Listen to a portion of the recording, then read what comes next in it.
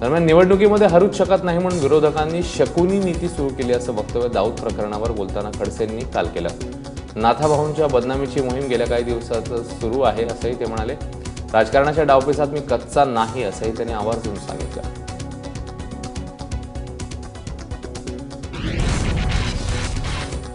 एखादा व्यक्ती जनमताच्या जोरावर निवडून येतो त्याला निवडणुकीत तुम्ही हरवू शकत नाही. त्यावेळेस विरोधकांनी नीती बदलवला. त्यावेळेस युद्ध नेते अन्य नेते सगळ्या विरोधकांच्या अयशस्वी होतात. त्यावेळेस मग येते समोर शकुनी नीती.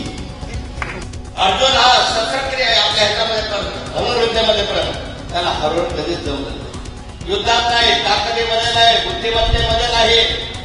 मग शकुनी नीती आली.